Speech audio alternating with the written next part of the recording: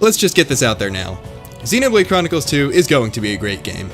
After the past 2 Xenoblade games, and a little unknown indie hit that they also worked on called Breath of the fucking Wild, I have complete trust that they're going to be able to make another open world RPG, and that it's going to be just as good as the previous ones. However, that doesn't change the fact that despite the Switch's popularity, Xenoblade 2 is probably not going to sell as well as the original, and maybe even X, just because of the fact that Nintendo of America is really bad at promoting it effectively.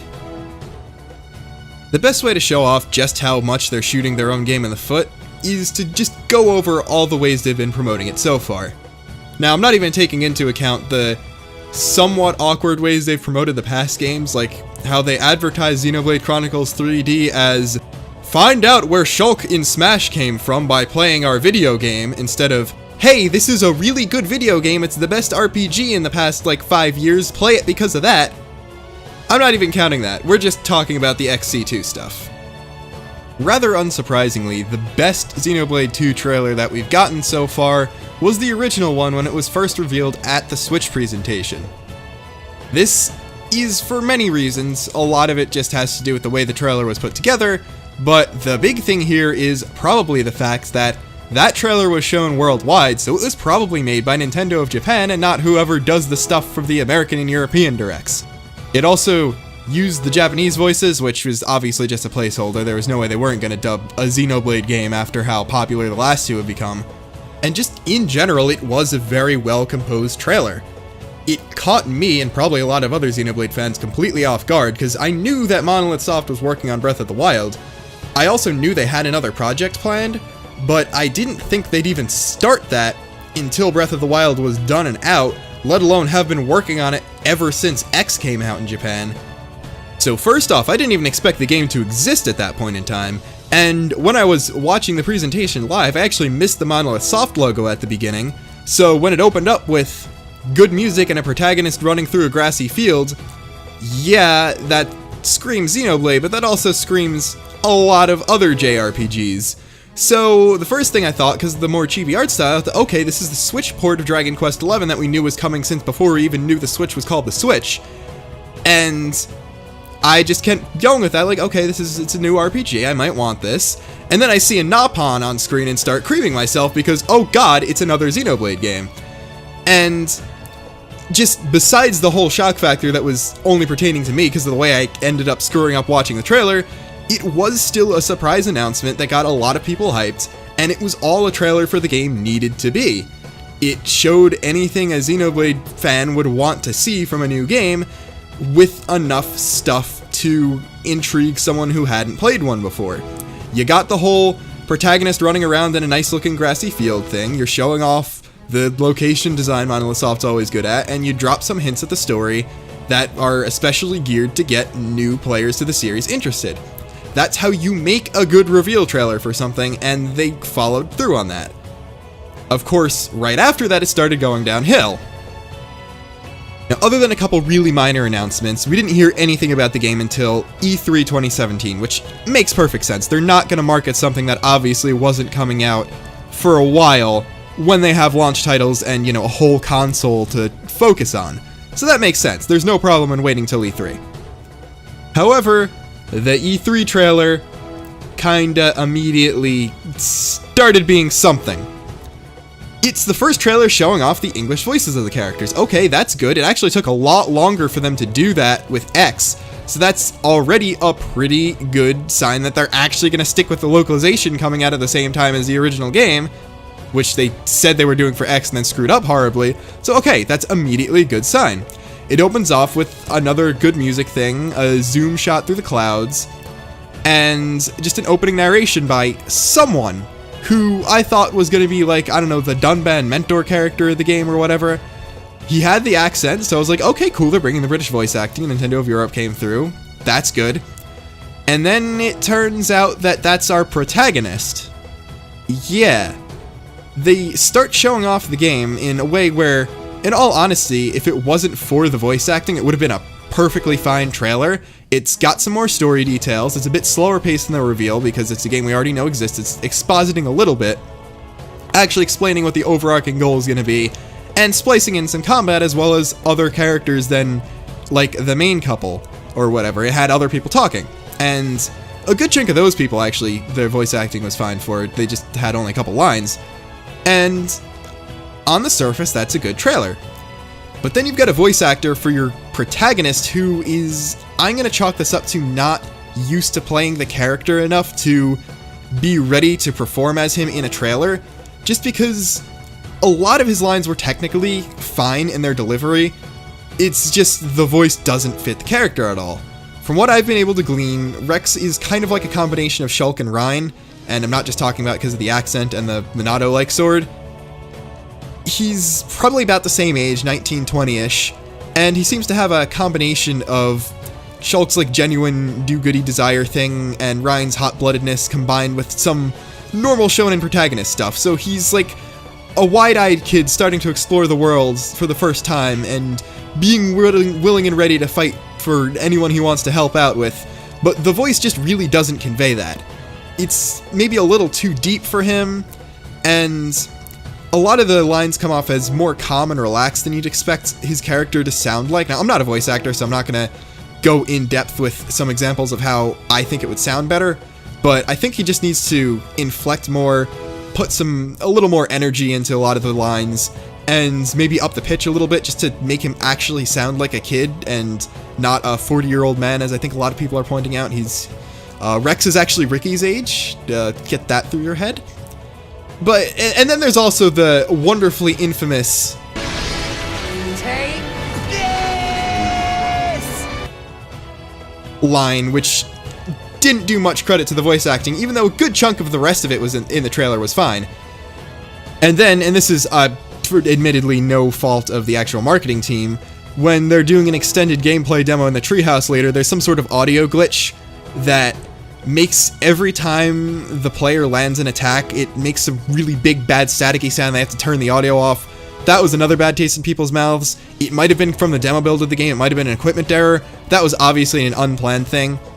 It was another thing that contributed to people being more iffy about the game, although it wasn't actually the fault of whoever is making the trailers and stuff, so I can't really put that as a point against them.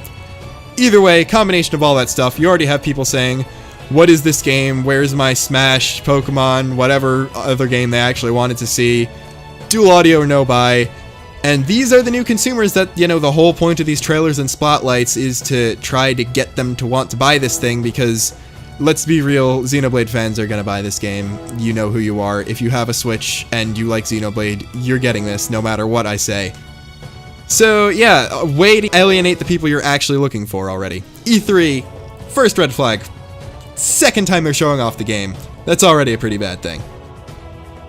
And then we got the thing that actually pissed me off to the point of wanting to make this video to explain what's going wrong in the first place, the September 13th Nintendo Direct showcase.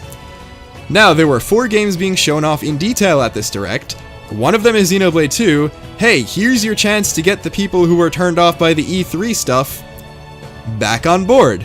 So what you gonna do? Okay, it's a showcase game. You got about 8 to 9 minutes to show this thing off. Part of it's gonna be a story trailer, part of it's gonna be some sort of gameplay demonstration. Good.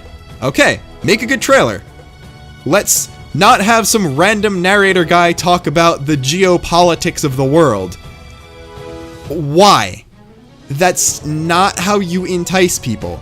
That's something you might want to include in the showcase as part of the, okay, if you want to listen more closely on this game, listen to this. If you're not interested in the trailer, you could sort of tune it out.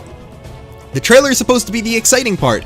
But no, you're just talking about, okay, we got some countries, we got some titans. Alright, step 1.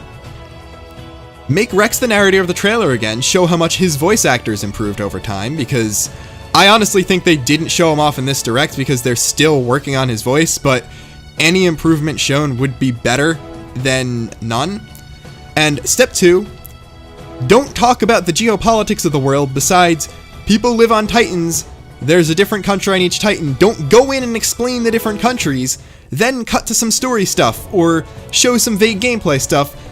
Pretty much this entire trailer was just the geopolitics stuff, and some characters we'd seen before in the E3 trailer talking, and then sort of something about Pyra's general importance to the entire story, without, like, actually, they put all the build-up that you'd probably want to have in the last few seconds, as opposed to spread throughout the entire trailer like you'd want, and that was 3 minutes of the 8 minutes that they already had allotted.